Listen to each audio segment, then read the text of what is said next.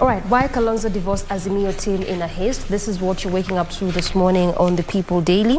And details are now just emerging. This is as mentioned by the Makueni senator, that is Mutula Kalonzo Jr., who is also the Wiper vice chair. He says that they had long been asking for the coalition agreement and also try to see which position perhaps different leaders will get, as it were. But they were not given that agreement.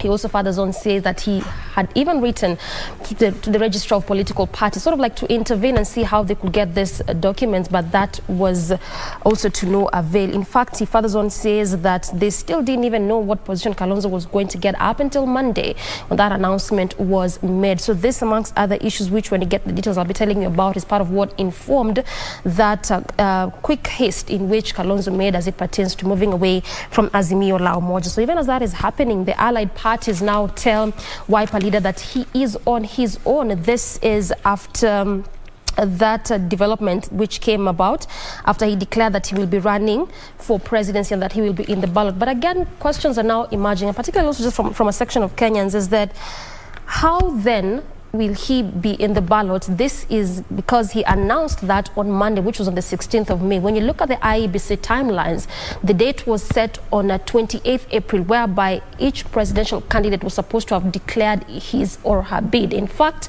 the 28th was set for both the presidential candidates as well as the running mate, up until these leaders went to the IEBC for that extension, and then that was when it was extended from 28th to 16th, particularly for running mates, for presidents as well as governors. So if he declared his bid, and also part of what he mentioned in his presser is that his name, as he was speaking, was already the IEBC on the 16th. What does this mean in terms of following the law and the dates? Because again, also for those that were running as independents, the timeline was as of 2nd May. So clearly, what does this mean when it comes to us following the law, or even just sticking to the timelines that have been set, and when it comes to these elections by IEBC?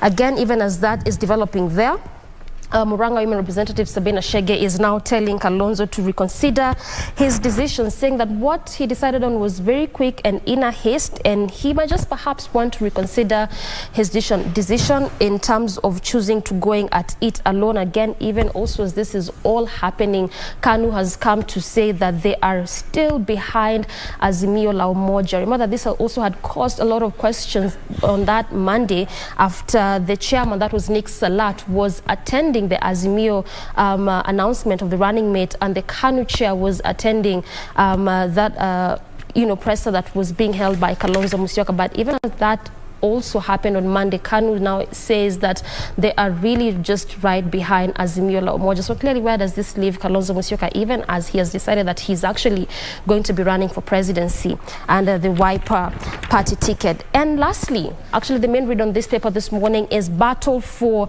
the 4 regions that hold key to status. So even as all these leaders just have unveiled their running mates, there are key regions in this country whereby it's being looked at as vote-rich regions. Obviously, Mount Kenya topping the list, and this is Mount Kenya West and Mount Kenya East. There's Nairobi Coast as well as Western region.